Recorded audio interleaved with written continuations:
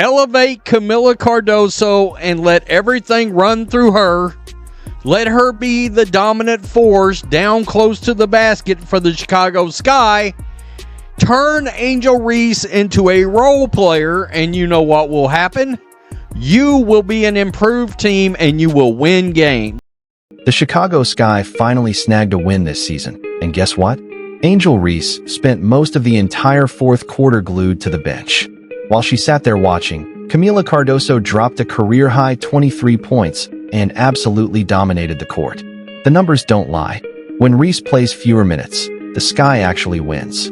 Angel Reese, part 36. Let's get it. Another day, another 3 miss for our meowing queen. Now a 50% rebound rate. How about that? Oh, she's learning to pass now? Fastest to 500 rebounds in WNBA history. I wonder why? She's learning to kick it out now. These announcers are hilarious. She's learning not to get swatted 3 times in a row. Now it's only twice.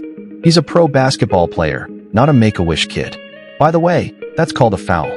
Not sure about you, but that's all ball, baby. All ball. This isn't just coincidence anymore. We're about to break down exactly how the Sky discovered their winning formula, and it has everything to do with rejecting their supposed superstar, Angel Reese.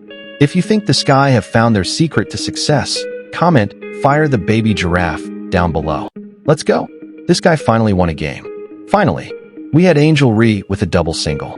Meanwhile, Cardoso was exceptional. You know what happened in the fourth quarter that nobody saw coming? Coach Tyler Marsh made a decision that sent shockwaves through the arena.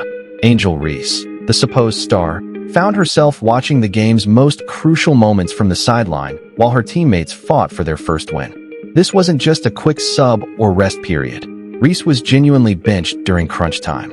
And the reasons behind it tell a bigger story about what this team actually needs to succeed. Guess what didn't happen? No double-double from Angel Reese equals victory for the Chicago Sky. She should be your 4th or 5th offensive option because she can't shoot. She still couldn't shoot last night. That's just a fact. The numbers leading up to this moment paint a clear picture. Reese's 2 for 6 shooting and forced shots were becoming a pattern Coach Marsh couldn't ignore. She went scoreless in the first quarter, missing all 3 attempts. By halftime, she had just 1 point.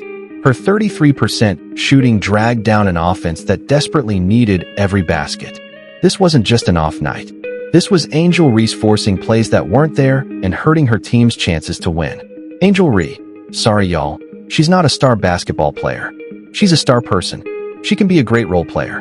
You can be a star in your role. Draymond Green is a star in his role. Angel Reese can be a star in hers. Rebounding, creating havoc, creating extra possessions. She plays hard on defense.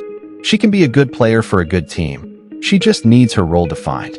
She doesn't need to try to be a scorer. What made this decision even more significant was the timing. This was Reese's first professional matchup against Paige Bueckers, adding extra pressure and scrutiny. While Bueckers put up 15 points, 8 assists, and played like a complete player, Reese struggled to find any offensive rhythm. The comparison was brutal, and it was happening on live TV for everyone to see. She's not efficient at all, and her lack of efficiency is leading to losses right here, 97-92, in Chicago. Angel Reese, 25 minutes, 2 for 6 from the field, 33%. Honestly, 9 rebounds, 5 assists, 6 points. You're right in your lane, Angel. Right in your lane. Coach Marsh's post-game comments revealed his thinking behind the benching. He emphasized Reese's need to focus on rebounding and facilitating rather than forcing offense. Marsh said, "I think that's who Angel is at her best. That's what her skill set allows her to be. We shouldn't just look at her as a rebounder or just as a scorer."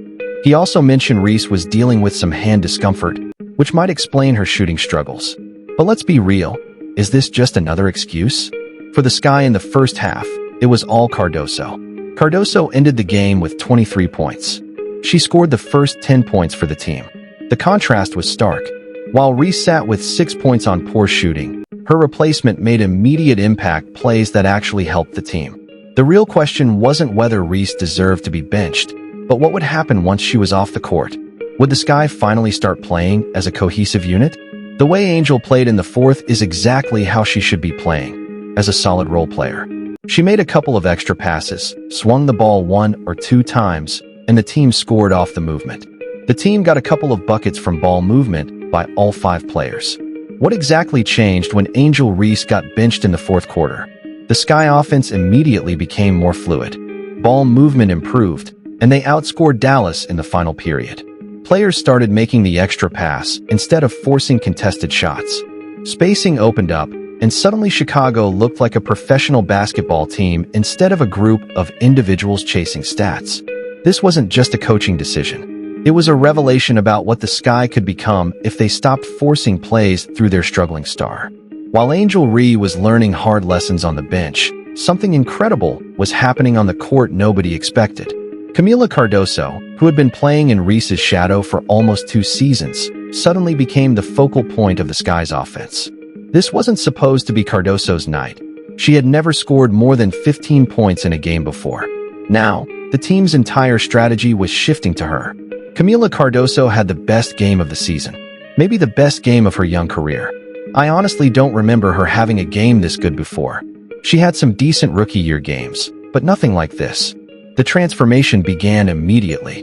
Cardoso scored the Sky's first 10 points, showing confidence and aggression that caught everyone off guard. She attacked the rim with purpose, made smart post reads, and established herself as a legitimate threat right from tip-off. This early offensive burst helped Chicago build momentum and gave them something they hadn't had all season: a reliable scoring option who wasn't forcing everything. Kamilla Cardoso, guess who finally got more minutes than Angel Reese in a game? Hell has frozen over, I guess. But finally, they ran the entire offense through Cardoso. You know what made this even better? Courtney Vandersloot, the Sky's veteran point guard, fully endorsed the shift. She said, "She needs to touch the ball a lot. I think she understands the game really well, so we need to play through her more often." When your Hall of Fame teammate calls for more touches for someone, you know that player is doing something right. Vandersloot recognized what everyone else was seeing. Cardoso was making the right plays and earning her chances. She showed up. Kamilla Cardoso showed up. I can't knock it. It was a hell of a game. Vandersloot's pick-and-roll mastery, her hesitation moves, scoop layups, finding open players, finding Kamilla, it was a hell of a game from her. Ariel Atkins showed up back-to-back games, getting busy and being the scorer Chicago needs. The late clock shot creator who steps up when it's crunch time, like